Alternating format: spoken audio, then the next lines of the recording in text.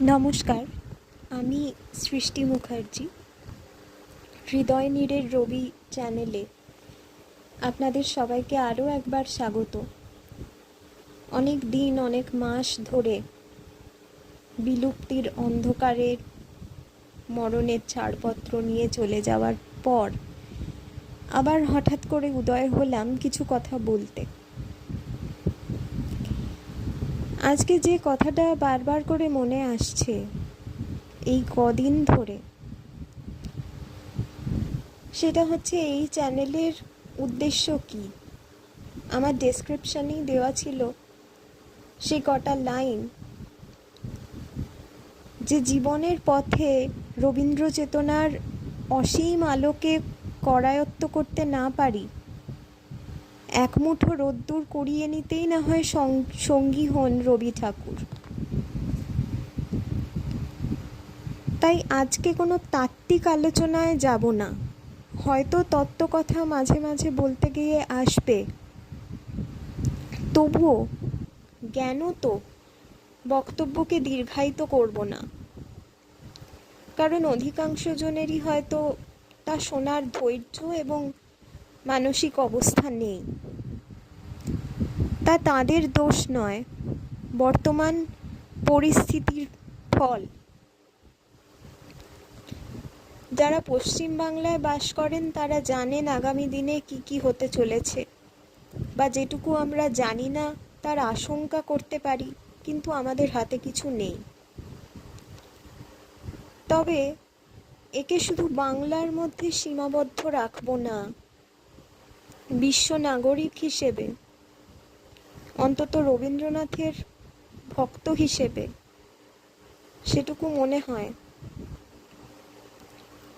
যে সারা বিশ্বে এখন বর্তমান যা পরিস্থিতি, তাতে কি হতে চলেছে, কি হয়ে চলেছে, তা সম্পর্কে ওয়াকিবহাল থাকতেই হবে, সবসময় না চাইলেও। যাই হোক, সেই নিয়েও পুনরাবৃত্তি করার ইচ্ছে আমার নেই, কেননা তথ্য ফ্যাক্ট চেকিং সবাই নিজের মতন করে করছেন এবং তাতে যথেষ্ট উদ্বিগ্নও রয়েছেন, অন্তত শুভবুদ্ধি সম্পন্ন মানুষরা তো বটে।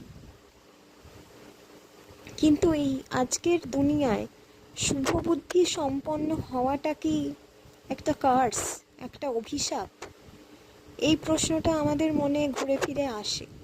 জীবন কেন, আমরা কেন? রবীন্দ্রনাথের সেই বিখ্যাত কবিতা কেন, কেন হারাবার লাগি এতখানি পাওয়া, বাসনার বেদনার বুদবুদ পুঞ্জ বহি, আমরা যে চলছি, সেই পুরো কবিতাটাকে সাম আপ করলে একটাই কথা দেখা যায় ঘুরে ফিরে, যে কেনর উত্তর আমরা পাইনি।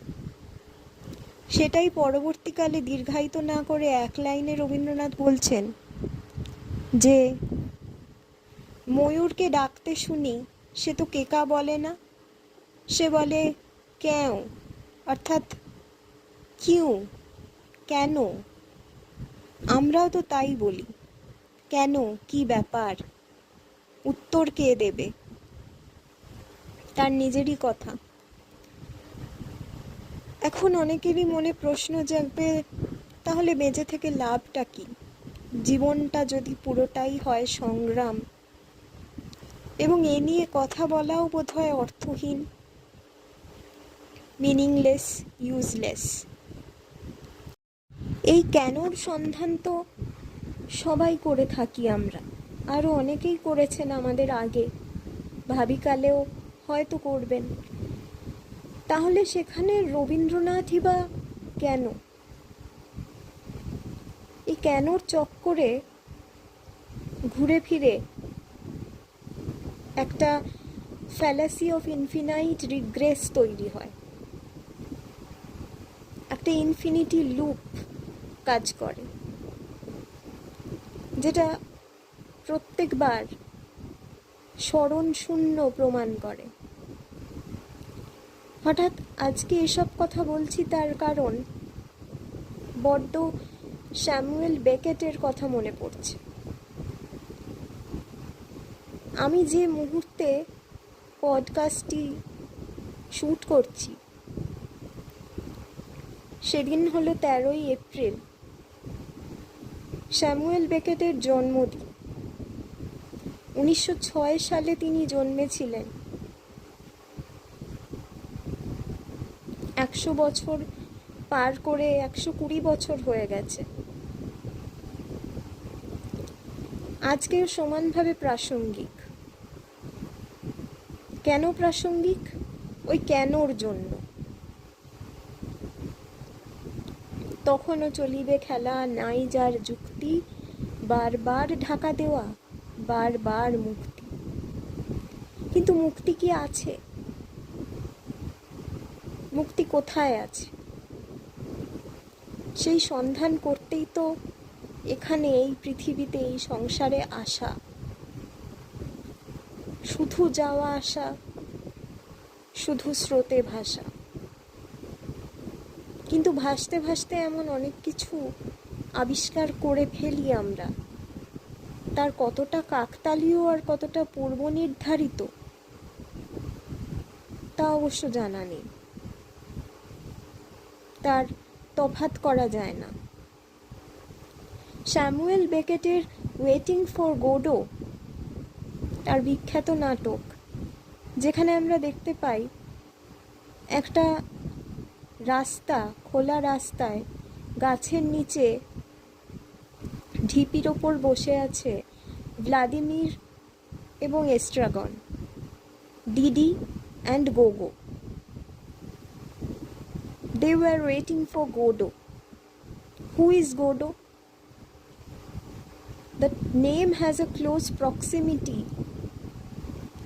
with God. But Godot is not God. Then who he is? The Messiah? Or একজন পরিত্রাতা? তাও বোধহয় নয়। তাহলে গোডো কে? তার উত্তর স্বয়ং নাট্যকারও জানেন না। তাকে যখন জিজ্ঞেস করা হয় তিনি বলেন, আমি যদি জানতাম তবে আমি বলতাম। যদি জানতেম আমার কিসেরও ব্যথা, তোমায় জানাতাম। মিলিয়ে মিলিয়ে বলছি। আরও একটা লাইন মনে পড়ল, মেলাবেন তিনি মেলাবেন। তিনিটা কে? ঈশ্বর। এক কথায় বলে দিলে বলে দেওয়াই যায়। রবীন্দ্রনাথের একটা চমৎকার কবিতা আছে যেখানে তিনি বলছেন, ফিলোসফি নিয়ে তিনি এত আলোচনা করেন, ফিলোসফিক্যাল আলোচনা করেন, ভাবেন, দর্শন নিয়ে চিন্তা ভাবনা করেন। একদিন কবিতা লিখতে বসেছেন, ডেস্কের বর্ণনা দিয়ে গেছেন যে কি কি আছে তার ডেস্কে, ইত্যাদি ইত্যাদি। অনেক তত্ত্ব তালাশ করছেন, প্যানথেইজম শব্দটার বাংলা কি হবে, কিছুতেই ভেবে পাচ্ছেন না। রবীন্দ্রনাথের মতো মানুষ প্যানথেইজমের বাংলা যে সর্বেশ্বরবাদ হবে এটা ভেবে পাচ্ছেন না। এটা বিশ্বাস করাটা একটু শক্ত, অন্তত আমার তাই মনে হয়েছে। আসলে উনি বলতে চেয়েছেন সব কিছু বোধহয় এত সহজে আক্ষরিক অনুবাদ করে দেওয়া যায় না। কবিতার কোথাও সে কথা বলা নেই। উনি বলছেন প্যানথেইজম শব্দটার বাংলা মানে কি আমি কিছুতেই খুঁজে পাচ্ছি না। এমন সময় একটা বেজি এসে তার পায়ের সামনে দিয়ে একবার ঘুরে এদিক ওদিক দেখে, কোনো খাবার বা কোনো জিনিসপত্র আছে কি না দেখে, কিছুই যখন পেল না তখন হতাশ হয়ে চলে গেল। এটাও কবির নজরের মধ্যে পড়েছে। আমরা যে বলছি প্যানথেইজম মানে all is god, god is all, এই গড কে? তাকে কি ওই বেজি উপলব্ধি করতে পারছে? বা যে কোনো মনুষ্যতর প্রাণী উপলব্ধি করতে পারছে? না উপলব্ধি করতে না পারলে তার জীবনে কিছু কম পড়ছে? এত বড় একটা দর্শন তিনি ওই কথাটার মধ্যে দিয়ে বোঝাতে চেয়েছেন। তারপরেও আশ্চর্যভাবে আমরা বলি যে তিনি আধুনিক নন। পোস্ট মডার্ন যুগের কবিতা কোথায়, এলিয়ট কোথায়, আর রবীন্দ্রনাথ কোথায়? অথচ দুজনে সমসাময়িক।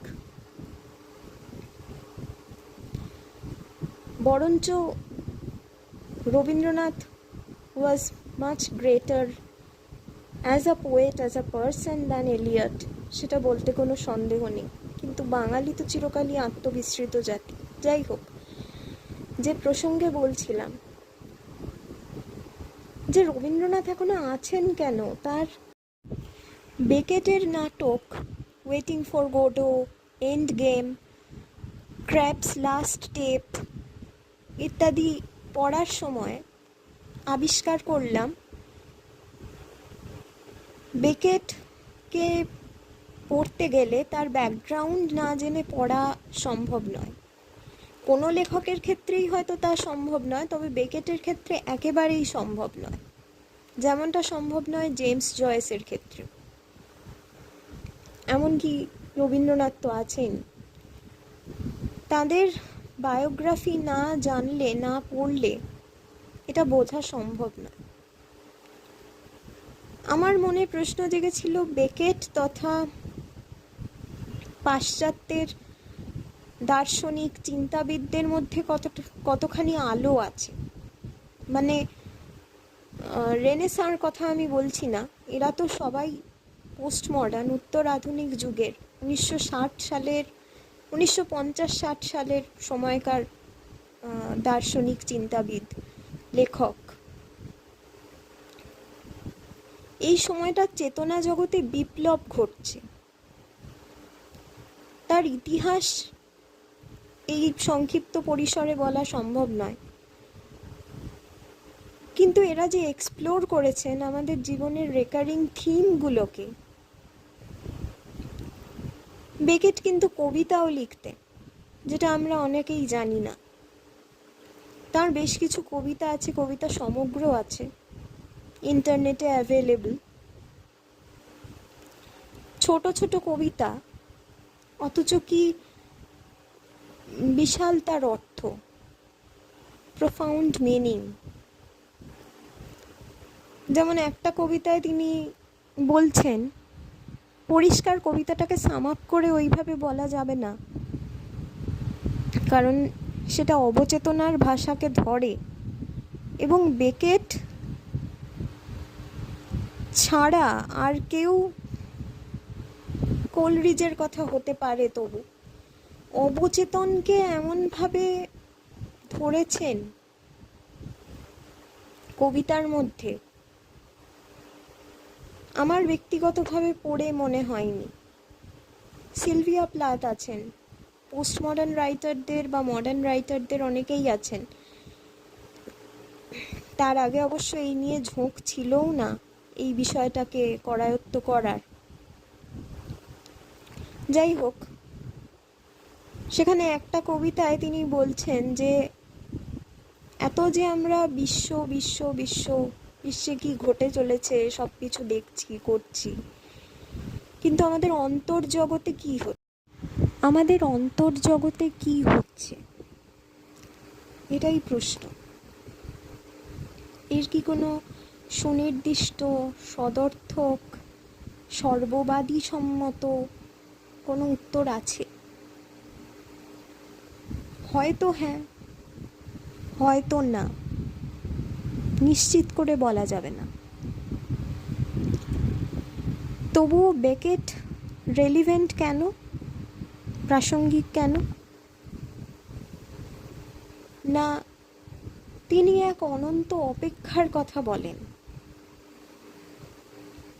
এ তো আমরা সবাই করি, সবাই অপেক্ষা করছি আমরা। জীবনের জন্যে হতে পারে, মৃত্যুর জন্যে হতে পারে, একটা সুযোগের জন্যে হতে পারে, আমাদের প্রিয়জনকে দেখা করার, সাক্ষাৎ করার জন্যে হতে পারে, অনেক কিছুর জন্যে হতে পারে। জীবনের শুরু থেকে শেষ অবধি অপেক্ষা। কিন্তু যে টেলিফোন আসার কথা সেই টেলিফোন আসে না, এবং কেউ কথা রাখেনি, কেউ কথা রাখে না। তখন জীবনটা কিরকম দুর্বিষহ হয়ে ওঠে। এন্ড গেম পড়ার সময় বেকেট দেখাচ্ছেন ওয়েটিং ফর গোডো থেকে আরও এক ধাপ এগিয়ে গিয়ে যে দুজন ক্যারেক্টার আছে, হ্যাম অ্যান্ড ক্লোভ, তারা দুটো মানুষ একটা অ্যাপোক্যালিপটিক ওয়ার্ল্ডে, বিশ্বযুদ্ধ শেষ হয়েছে, তার পরবর্তী আফটারম্যাথ যখন চলছে, সেরকম পৃথিবীতে ধূসর চারিদিক, একটা ঘরের মধ্যে ক্লস্ট্রোফোবিক সিচুয়েশনে দুজন মানুষ শুধু আছে, একে অপরের উপর নির্ভরশীল, ফিজিক্যালি যাদেরকে ইনভ্যালিড বলা যেতে পারে। আমি ডিটেলে যাচ্ছি না, কিন্তু এই যে আমাদের জীবনে বারবার সঙ্গী বদলানোর একটা প্রবণতা দেখতে পাওয়া যায়, এটা এক ধরনের বোরডম থেকে, একঘেয়েমি থেকে। কিন্তু এরা বেকেটের নাটকে যত কাপল বা সিউডো কাপল আছে, তারা সবসময় একে অপরের উপর নির্ভরশীল এবং কখনো একে অন্যকে ছেড়ে যায় না। যাবার অপশানও তাদের থাকে না হয়তো, কিন্তু যায়ও না। সুতরাং বেকেটের নাটক মানেই যে শুধু নৈরাশ্য, শুধু অন্ধকার, হতাশা, বিক্ষোভ, এরকমটা নয়। রাদার এক্সিস্টেন্সিয়ালিজম বা অস্তিত্ববাদ মানেই শুধু হতাশা, শুধু একটা নাথিংনেস, এরকমটা নয়। তারা বিরক্ত হয় একে অপরের প্রতি, তারা সন্দেহ করে একে অপরকে, সবই, কিন্তু তাদের আর কোনো অপশান নেই একে অন্যকে ছেড়ে যাওয়ার। এবং কখনোই মনোলগ নেই, সবসময় ডুওলগ আছে।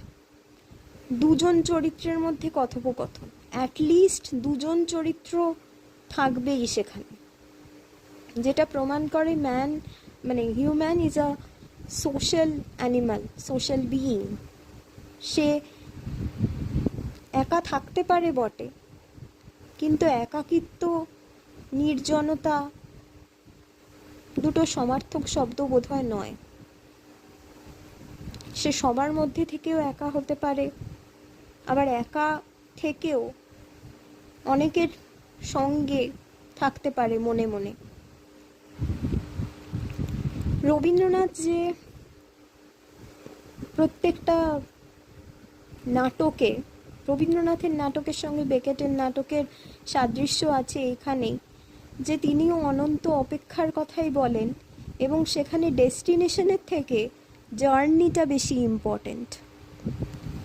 অমল যখন ডাকঘর নাটকে সে যখন রাজার চিঠি আসার অপেক্ষা করে, রাজার চিঠি তো অনেক পরের কথা, কে নিয়ে আসবে তার অনেক পরের কথা, রাজা কে, এই যে গোডো কে, রাজা কে, এগুলো না এক কথায় এরকম বলে দেওয়া যায় না। আমরা সুবিধের জন্যে ব্যাপারগুলোকে কম্পার্টমেন্টালাইজ করি বটে, কিন্তু করলে এগুলোর সেই চার্মটা আর থাকে না। রাজা ভীষণ বেনিভোলেন্ট, রাজা ভীষণ কাইন্ড, তিনি সবার দুঃখ বোঝেন। রাজা অনেকভাবে ধরা দেন, তিনি আঁধার ঘরের রাজা। এই যে আঁধার ঘর, এবং একটা কথা মোস্ট ইন্টারেস্টিংলি, এই যে ব্যাকগ্রাউন্ডের কথা বলছিলাম, এটুকু বলে শেষ করব। সামনে 25শে বৈশাখ আসছে, রবীন্দ্রনাথের জন্মদিন সকলেই জানেন। তার জন্মক্ষণ রাত্রে সম্ভবত 2:48, 2:39 বা 2:48 এরকম, মধ্যরাতে। এবং দেবেন্দ্রনাথ আশঙ্কা করেছিলেন যে এই অন্ধকারের মধ্যে আমার সন্তানের জন্ম হলো, কিন্তু এই পুত্র সন্তানের জীবনে অন্ধকার আসবে কি তাহলে? পরে আমরা তার প্রমাণ পেয়েছি, কিন্তু তিনি তো স্বয়ং আলো। তাই দেবেন্দ্রনাথ তার নামকরণ করলেন এই নামে, রবীন্দ্রনাথ। স্যামুয়েল বেকেটও ঘটনাচক্রে জন্মেছিলেন গুড ফ্রাইডের দিন। সেটিও ছিল একটা রাত্রিবেলা, যখন নাকি জিসাস ক্রাইস্টের মৃত্যুর পর তার রেজারেকশন হচ্ছে। সেই সময়টা কেউ দেখতে পায় না। একটা চেম্বারের মানে একটা গুহার ভেতরে তার দেহান্ত যেখানে হয়েছিল, মানে দেহ রেখে দেওয়া হয়েছিল, সেখানে কেউ ছিল না। পরের দিন সকালে উঠে তারা আবিষ্কার করে যে তার কাপড়টা শুধু পড়ে আছে, একটা ঠিকানা হিসেবে, নিদর্শন, নিশানা হিসেবে, কিন্তু তিনি নেই। অর্থাৎ তারা ধারণা করে যে তার পুনর্জন্ম হয়েছে। এই যে রাত্রি থেকে দিনের ট্রানজিশনের যে ফেজটা, এই সময়টায় বেকেটের জন্ম, এই সময়টায় রবীন্দ্রনাথের জন্ম, কিভাবে সব একাকার হয়ে যায় মিলেমিশে। এদের জীবনে অন্ধকার অনেকভাবে গ্রাস করেছে। বেকেটের ব্যক্তিগত জীবন নিয়ে পড়াশোনা করলে দেখা যাবে তিনি একটা সময় ড্রাগ নিতে শুরু করেন, তিনি যুদ্ধ বিগ্রহ দেখেছেন, বীভৎসতা দেখেছেন, যার প্রভাব তার ব্যক্তিগত জীবনে পড়ে। তিনি হাইপোকন্ড্রিয়াক হয়ে যান একটা সময়। কিন্তু আলোর ছিটে ফোঁটা তাদের জীবনে কিন্তু ছিল। সেটা একটা সুস্থতা দিয়েছিল তাদেরকে। না হলে আজকের জমানায় এসে এবং সময়ের থেকে অনেক আগে অগ্রসর হয়ে থেকে এটা সম্ভব হতো না তাদের পক্ষে বেঁচে থাকা এবং বাঁচিয়ে রাখা। যাই হোক, আজকের বক্তব্য অনেক দীর্ঘায়িত হয়েছে, করব না করেও। আপনারা সকলে ভালো থাকবেন, ভাবা প্র্যাকটিস করবেন, এবং প্লিজ আমাকে কমেন্ট করে জানাবেন